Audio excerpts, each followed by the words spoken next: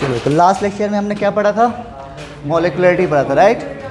चलो, तो आज शुरू हेडिंग डालो, ऑर्डर ऑफ रिएक्शन।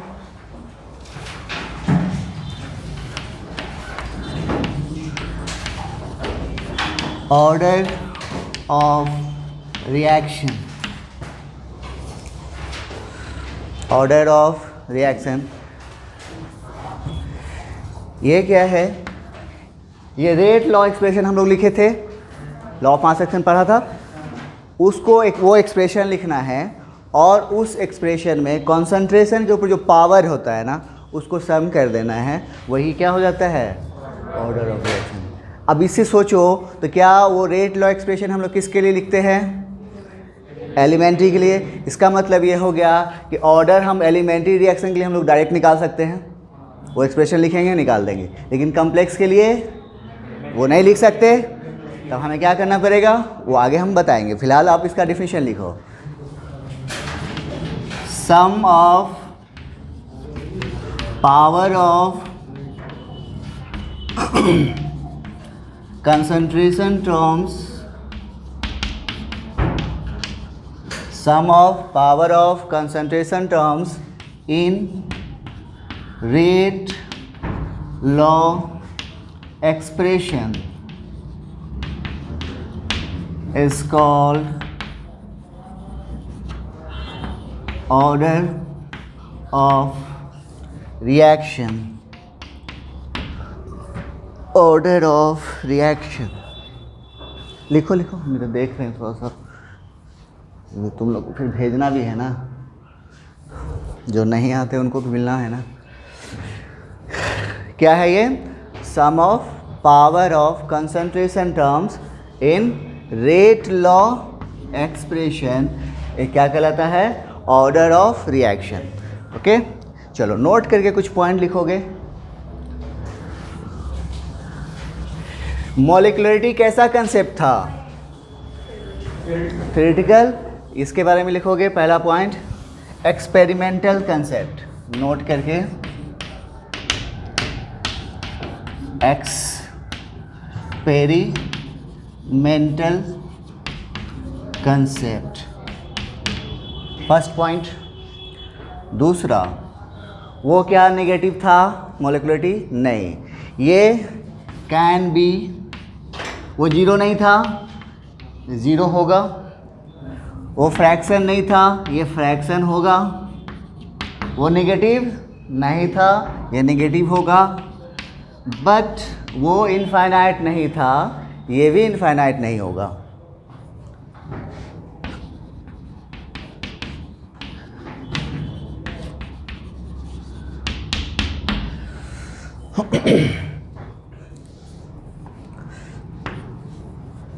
ठीक है, कोई दिक्कत यहाँ तक? Now next one is for elementary reaction. अगर एलिमेंट्री रिएक्शन है तो उसके लिए ऑर्डर और मॉलिक्युलरिटी दोनों का वैल्यू क्या होगा? सेम होगा।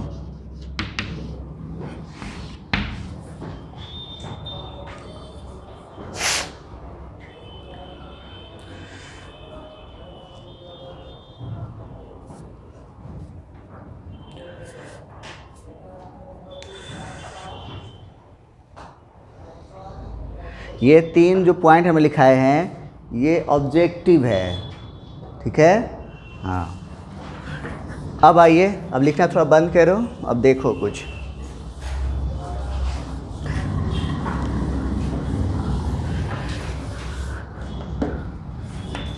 ए रिएक्शन हमने लिया है ए प्लस बी और ये आपको मिला है प्रोडक्ट। ध्यान से समझना है इसको, ठीक है?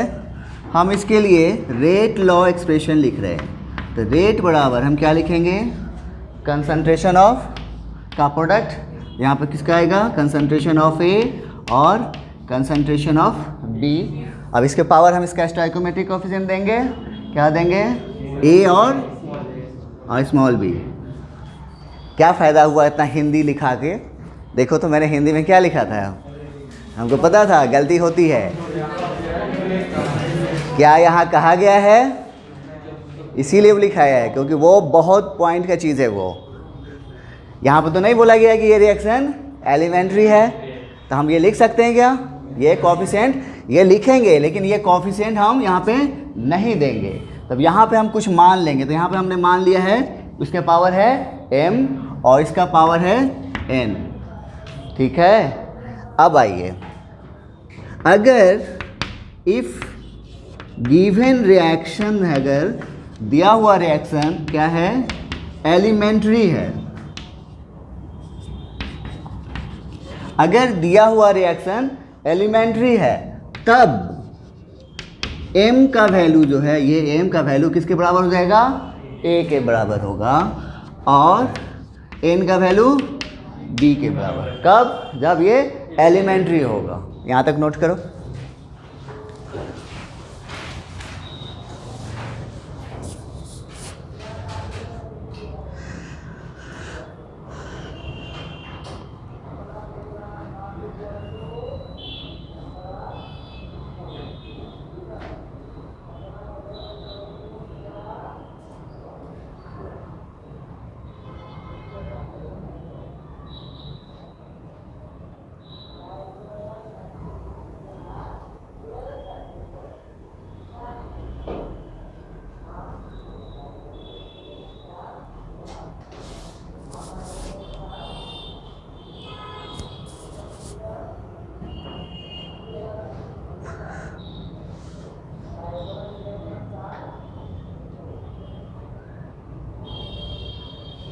ओके, अच्छा, अब अगर ये दिया हुआ रिएक्शन एलिमेंट्री नहीं हो, इफ गिवन रिएक्शन एलिमेंट्री नहीं हुआ तो क्या होगा? कॉम्प्लेक्स होगा, इज कॉम्प्लेक्स, देन तब m का वैल्यू a के बराबर हो भी सकता है और नहीं भी हो सकता है। वो हमें आपको क्या करना होगा? इसका वैल्यू कैलकुलेट करेंगे। किसका? m का, क्योंकि ये कैसी क्वांटिटी है? ऑर्डर एक्सपेरिमेंटल क्वांटिटी है। तो हमें क्या करना होगा? m का वैल्यू और n का वैल्यू क्या करना होगा? कैलकुलेट करना होगा। वो हम आपको क्वेश्चन के थ्रू बताएंगे अभी। तो m का वैल्यू कैलकुलेट करने के बाद हो सकता है कि वो a के बराबर आ जाए, ठीक है, और नहीं भी आ सकता है। उसी तरीके से n का वैल्यू b के बराबर भी हो सकता है और नहीं भी हो सकता है। कोई दिक्कत यहाँ तक? नोट करो।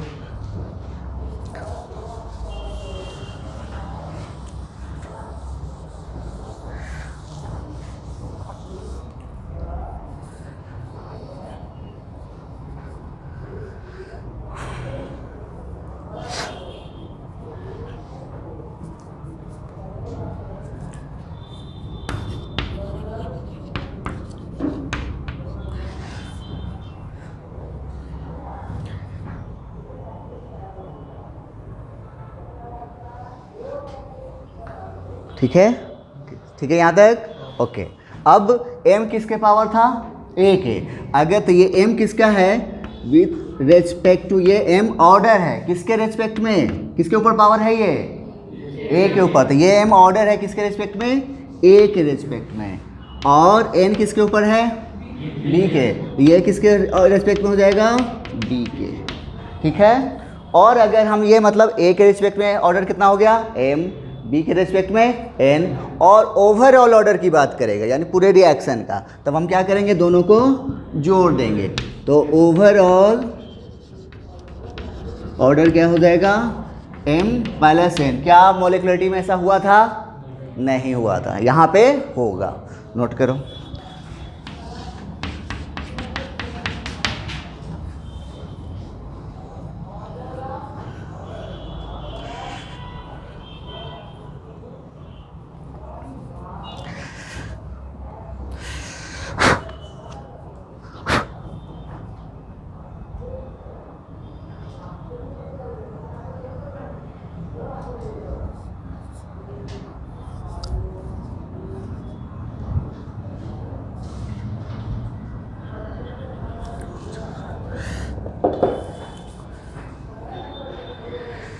ओके, चलो रुक जाओ।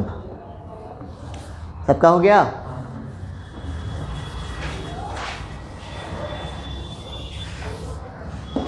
जैसे एग्जाम्पल हमें लिया है an elementary reaction A plus 2b gives you product. अब इस रिएक्शन के लिए हमें ऑर्डर पूछा गया है, तो कितना हो जाएगा? तो आप क्या करोगे? सबसे पहले रेट एक्सप्रेशन लिखोगे। तो रेट एक्सप्रेशन क्या हो जाएगा कि ए का पावर 1 होगा। अब होगा क्यों? क्योंकि एक ऐसी रिएक्शन है एलिमेंट्री है, और बी का पावर 2 होगा। तो ए के रेस्पेक्ट में ऑर्डर कितना हो गया? देखो इसके ऊपर पावर कितना है? 1 हो गया, और बी के रिस्पेक्ट में 2 हो गया, और ओवरऑल कितना हो गया? 2 + 1 कितना हो गया? 3। और मोलिकुलरिटी कितनी हो जाएगी? 3। देखो लिखा भी है, ऑर्डर और मोलिकुलरिटी दोनों बराबर। किसके लिए? एलिमेंट्री रिएक्शन के लिए। क्लियर है सबको? नोट करो।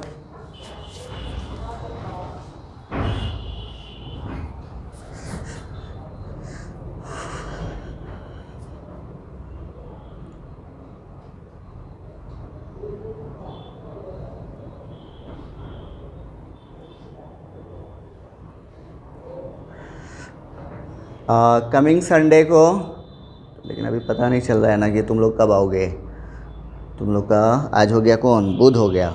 कल जुमेरात, कल तुम लोग नहीं आओगे, परसों तुम आओगे, फिर संडे को नहीं आओगे, यानी मंडे को। यानी तुम जब भी आओगे तुम लोग का एक टेस्ट होगा। कौन सा चैप्टर का? सॉलिड स्टेट का। फिर उसका संडे, अगला संडे को सॉल्यूशन का। उसका अगला संडे मतलब जब भी होगा फिर इलेक्ट्रोकेमिस्ट्री का। टेस्ट के लिए अब आप लोग हमेशा तैयार हैं। आइए हम इस बार बता दे रहे हैं, लेकिन अब आगे बाद हम नहीं बताएंगे आपको। अटेंडम आपको टेस्ट होगी, इसके लिए तैयार रहिए अब, ठीक है? अभी तो थोड़ा सा फ्रीक्वेंसी कम रखेंगे, लेकिन नेक्स्ट मंथ से फ्रीक्वेंसी बढ़ जाएगी। हमें इस बार कुछ नहीं करना, हम लोग टेस्ट, अब तुम लोग से रिजल्ट निकालना होगा। अब खूब मेहनत करो। क्यों चाहते हो छोटे से शहर में रहना? चाहते हो ना बड़े शहर की जगह जाओ, तो बड़े जगह कैसे जा सकते हो? अगर नहीं पास करोगे अच्छा एग्ज़ाम तो यहीं रह जाओगे, कहीं पर छोटा सा जॉब कर लोगे। अरे हमारा तो टाइम तक ख़त्म हो गया, अब तुम लोग सोचो अपना, ठीक है? तो मेहनत करो, अच्छी जगह पास करो, IIT NIT पहुँचोगे तो वहाँ से अच्छी जगह जाओगे, ठीक है? चल, तो ये हो गया एलिमेंट्री के लिए। अब यही हम आप कर रहे हैं, यहाँ से हमने हटा दिया एलिमेंट्री। अब एक रिएक्शन है। अब इस रिएक्शन के लिए हमें क्या चाहिए? ऑर्डर ऑफ रिएक्शन निकालना है। तो हम क्या करेंगे? रेट एक्सप्रेशन लिखेंगे। बोलो क्या लिखेंगे? के। अब ए का पावर 1 लिखेंगे? नहीं लिखेंगे। अब यहाँ पे हम कुछ मान लेंगे, तो हम यहाँ पे मान लेते हैं x और b का power y।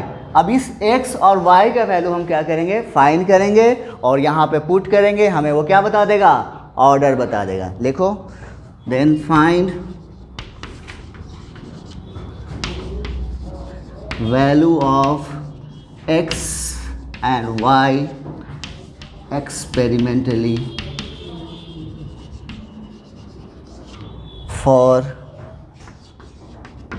calculation of order।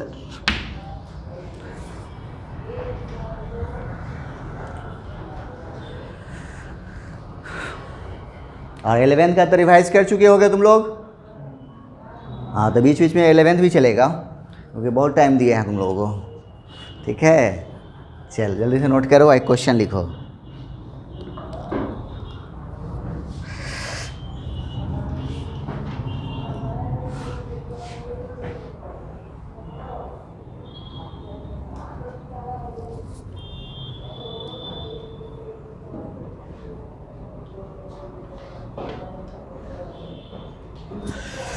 ठीक है, चलो क्वेश्चन लिखो। तो एक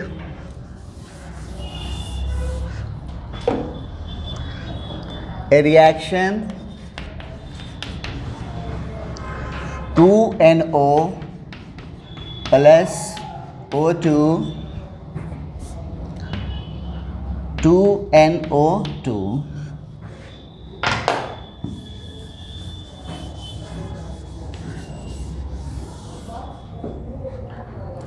ठीक है, गिवन है concentration of NO concentration of O2 and rate of reaction 1.5 4 4.4 into 10 to the power -4। दूसरा है 1.5 2 2.2 into 10 to the power -4। तीसरा है 3 2 and 8.8 into 10 to the power -4। तो आपको फाइंड करना है, find over all order of reaction. ठीक है, क्वेश्चन लिखो, ये क्वेश्चन हम बताते हैं फिर आप बनाना।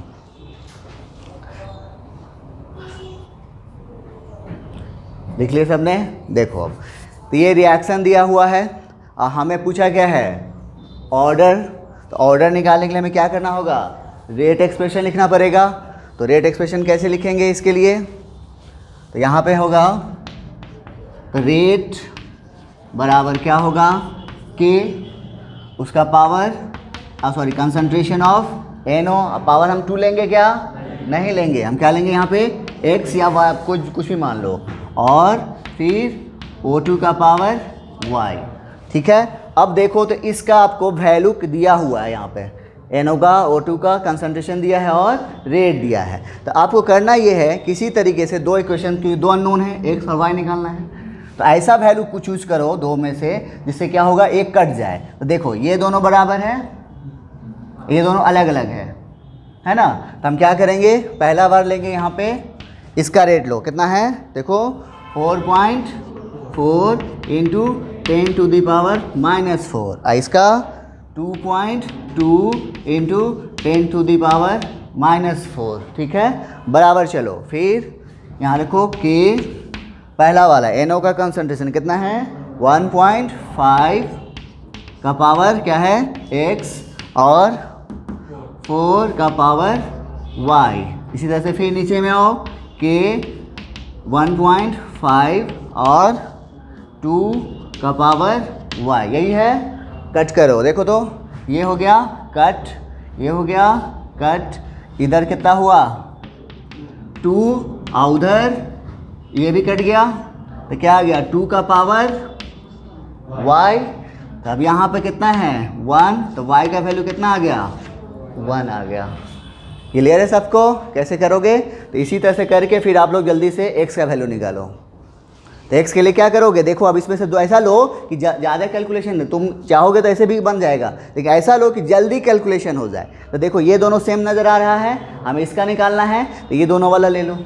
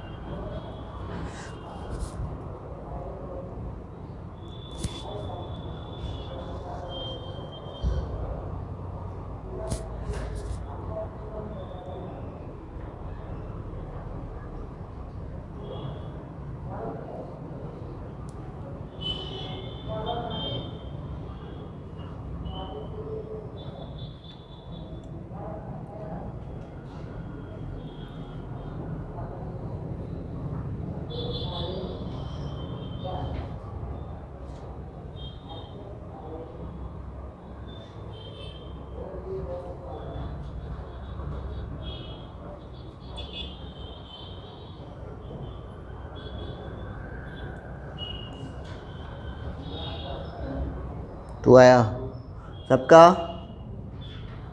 आया, ठीक होगा। वैसे भी 2 से 2 कट जाएगा, 1/2, हाँ ठीक है। 2 आया, चलो सबका आ गया। ठीक है, निकाल लोगे आराम से, अब कोई दिक्कत नहीं ना। चलो नेक्स्ट क्वेश्चन ट्राई करो। कोई है भी जिनसे ना बना हो, एनीवन, एनीबॉडी? बॉडी एनी नहीं है ना कोई, चलो फिर ठीक है।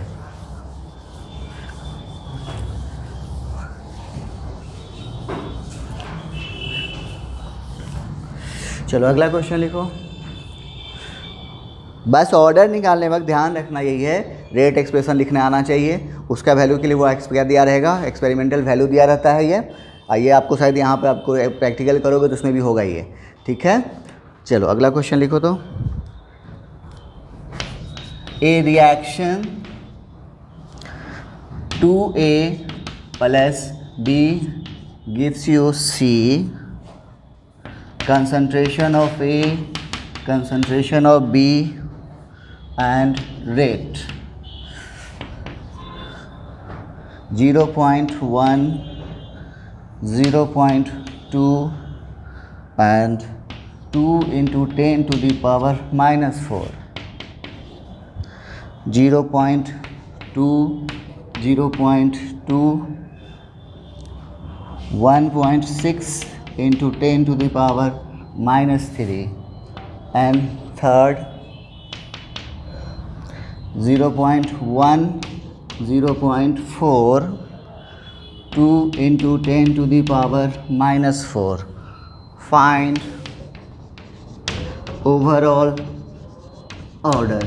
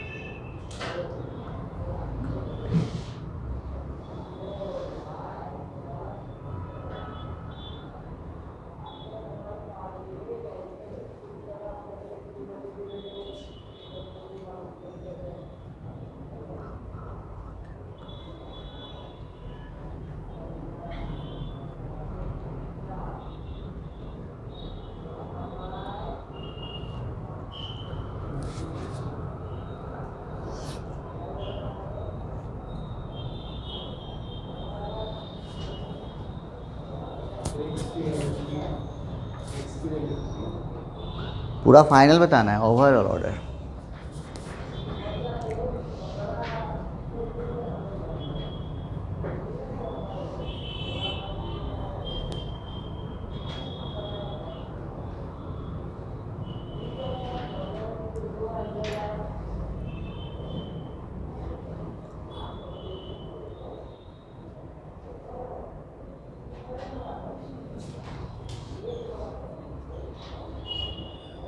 इतना बहुत टाइम लगा दिया।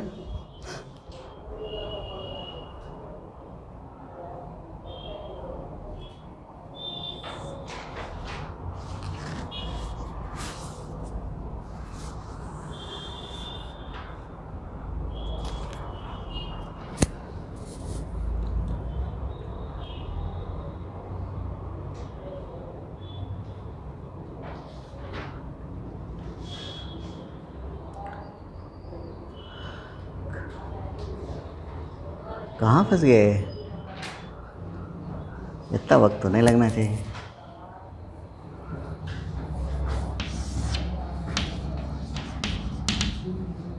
आया?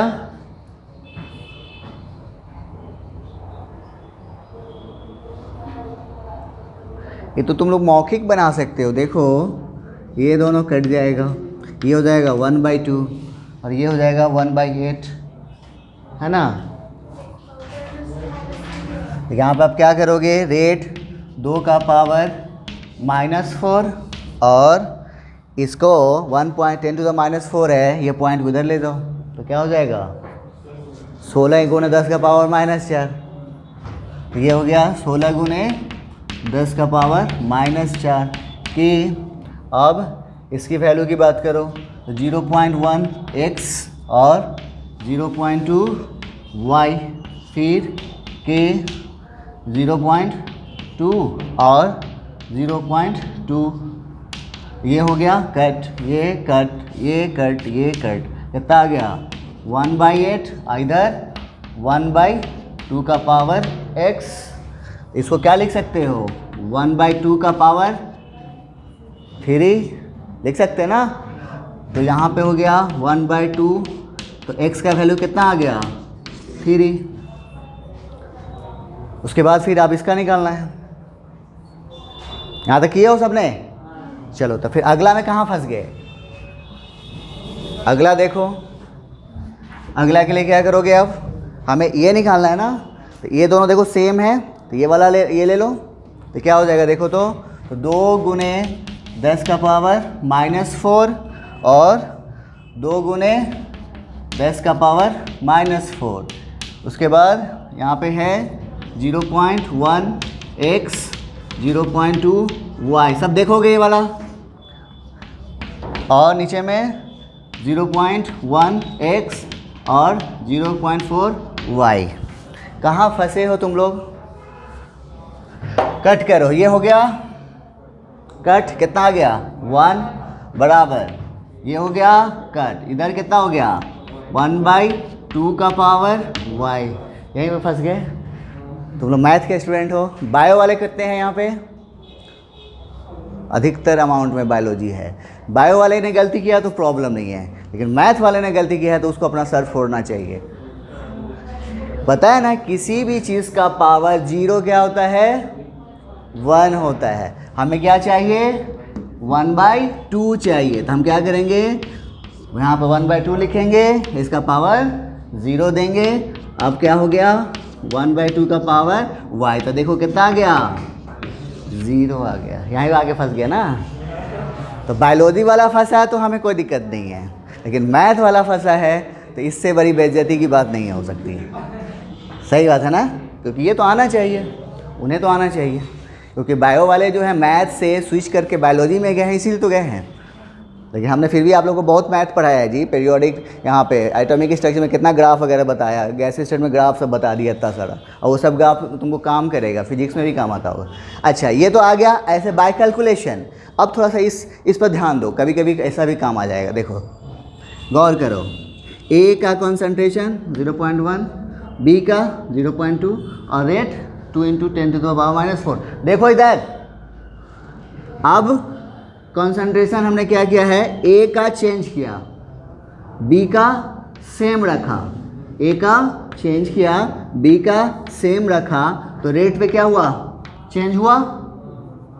ठीक है, अब आओ, अब ए का रेट कंसंट्रेशन चेंज नहीं किया, बी का कंसंट्रेशन चेंज किया, रेट में कोई चेंज। मतलब ये हुआ कि इस रेट रिएक्शन की जो रेट है किस पर डिपेंड कर रही है, ए पर डिपेंड कर रही है, बी पर डिपेंड नहीं कर रही है। इसका मतलब बी का पावर कितना हो जाएगा 0 हो जाएगा। ऐसे भी बनता है। ठीक है, चल अगला क्वेश्चन लिखो। अब बना लोगे, तुम लोग बनाए थे, हम कोई दिक्कत नहीं, यहाँ तक पहुँचे थे ना। हाँ नो प्रॉब्लम। आगे ये अब आ गया ना, बोलो ये वाला। देखो ए का कॉन्सेंट्रेशन, बी का कॉन्सेंट्रेशन और इसका रेट गौर करो। अब हमने नेक्स्ट स्टेप में क्या किया है, ए का कॉन्सेंट्रेशन चेंज किया, 0.1 से 0.2 ले गए, बी का कॉन्सेंट्रेशन चेंज नहीं किया, तो रेट में चेंज आ गया, चेंज आया। नेक्स्ट स्टेप में हमने ए के कॉन्सेंट्रेशन को चेंज नहीं किया, लेकिन बी का कॉन्सेंट्रेशन चेंज किया, तो रेट में कोई चेंज नहीं आया। इसका मतलब ये हुआ कि इस रिएक्शन की रेट किस पर डिपेंड कर रही है, ए के कॉन्सेंट्रेशन पर डिपेंड कर रही है, बी पे नहीं कर रही है। क्लियर है सबको? चलो अगला क्वेश्चन लिखो। इतना अच्छा से पढ़ोगे तो फिर तो क्या बात है, मज़ा आ जाएगा। फिर हमको भी पढ़ाने में मज़ा आता है ऐसे में,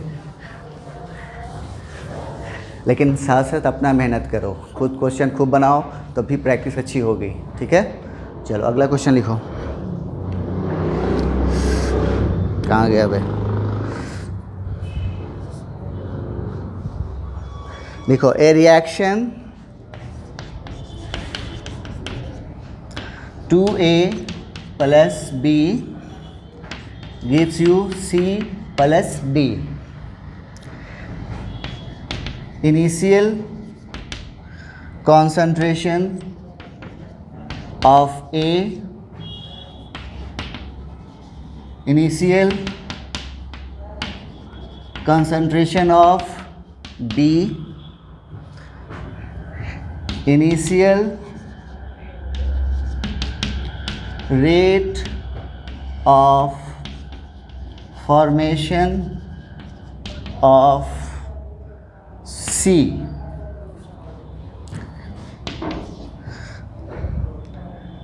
जीरो पॉइंट वन 0.1 और 1.2 into 10 to the power -3,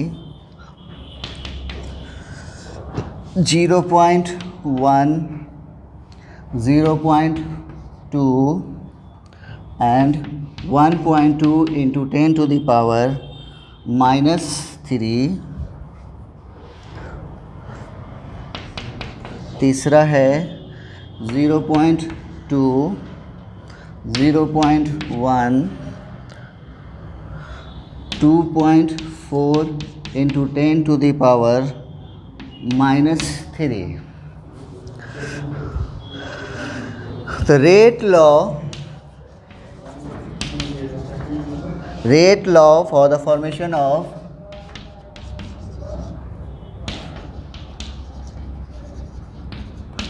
formation of C is dC by dt equal to K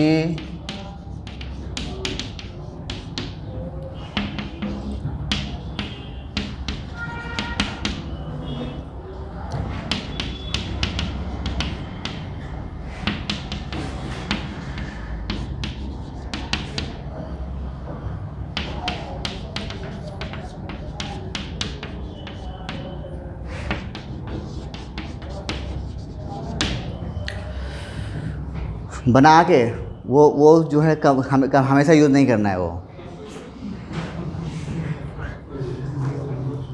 अभी सीख रहे हो ना, वो ऐसे वो ब्रह्मास्त्र है, जब कभी फंस जाओ तो अब यूज़ करो उसको। ठीक है, चलो बनाओ।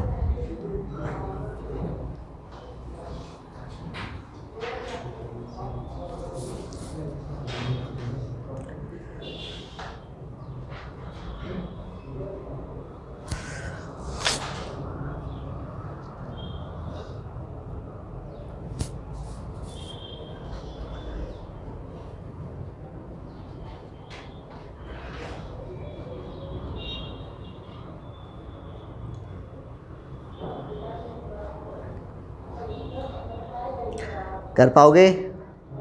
आ गया? बोलो। हाँ, बी कैसे किया? प्रोसेस बताओ।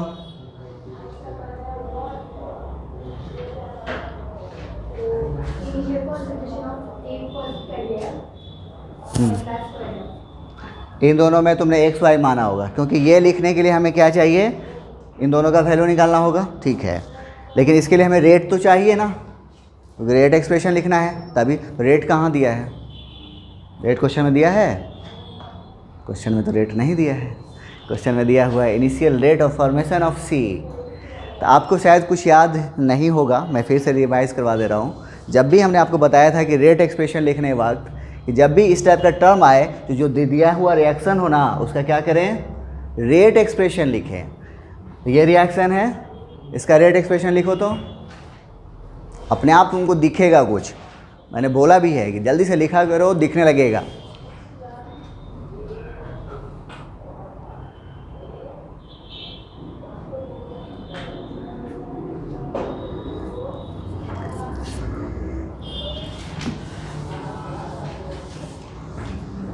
दिखा?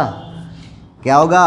रेट बराबर, बोलो, 1 by differential rate expression 1/2 into minus dA by dt बराबर फिर माइनस dB बाई dt और कुछ आगे dC बाई, क्या यही ना है? ये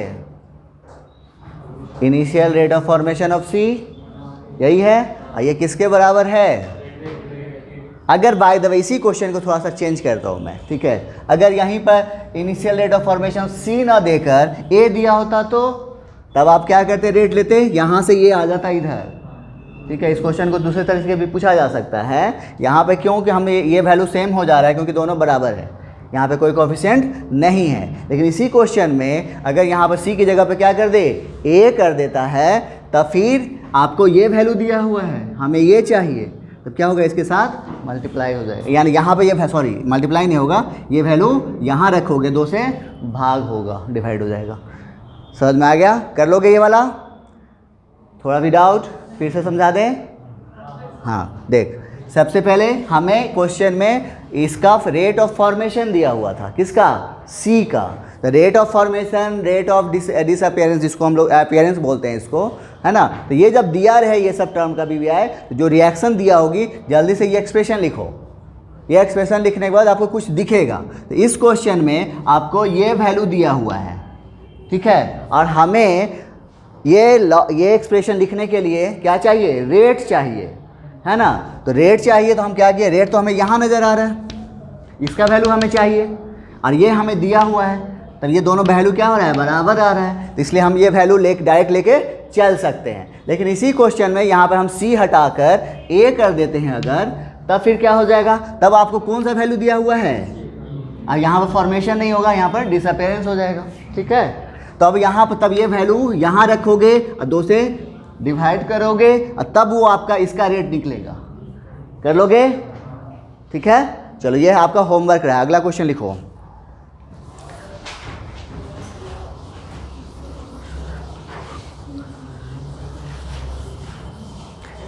क्योंकि कल तुम लोग आओगे नहीं ना, इसलिए एक पॉइंट बड़ा इंपॉर्टेंट क्वेश्चन आता है, वो बताना ज़रूरी है। चलो अगला क्वेश्चन लिखो। तो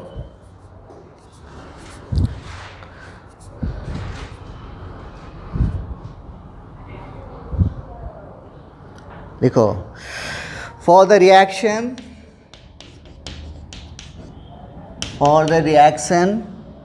2A B plus 3C if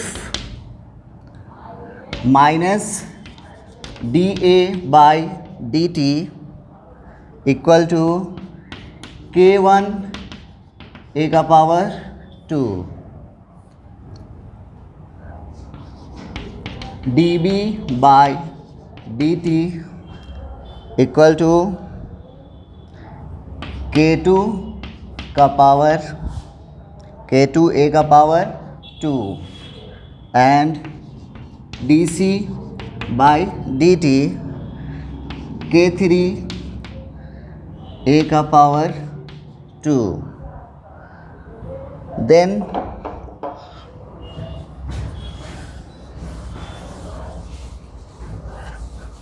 Then find relation between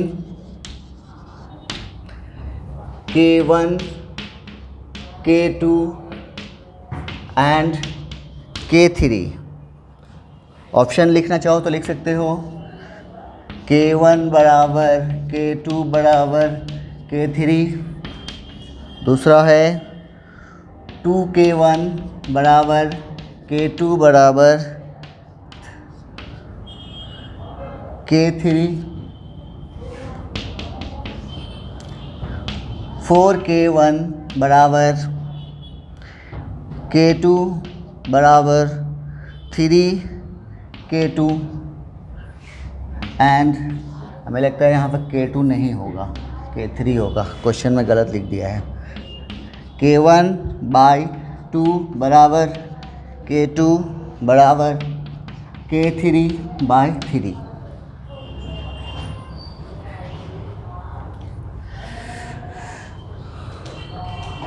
तो हमने आपको क्या तरीका बताया है, ये क्या दिया है, ये जो लिखा है कहाँ से लिखा होगा?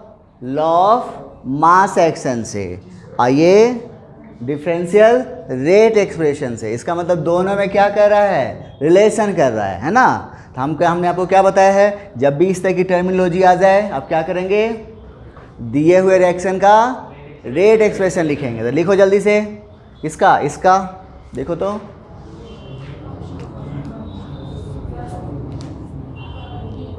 आया डी आया? हाँ गुड। तुम लोग का आ गया? हाँ क्यों? बस वही सिंपल है ना। अब जैसे लिखो, लिखने के बाद आपको दिखेगा कि क्वेश्चन में कुछ दिया हुआ है ना? दिख रहा था ना? अंधी आंख, बंद आंख से या खुली आंख से? तो कोई है जिनसे ना बना हो? सबसे बन गया? पक्का ना? तो बना लोगे इस टाइप का क्वेश्चन? हाँ, तो ये क्वेश्चन बताना जरूरी था, ये बड़ी इंपॉर्टेंट क्वेश्चन है ये, ठीक है? लगेगा कि कैसे बनेगा ये, बट है बड़ी आसान, है ना? चल, तो नेक्स्ट लेक्चर में हम लोग घुसेंगे कहाँ? इंटीग्रेशन में। थोड़ा सा हल्का इंटीग्रेशन आएगा, जितना आएगा उतना बायोलॉजी वाले को हम बता देंगे, टेंशन नहीं लेना है, ठीक है? मैथ वाले तो अच्छी तरह से जानते हैं। चलो मिलते हैं नेक्स्ट लेक्चर में। Okay, thank you.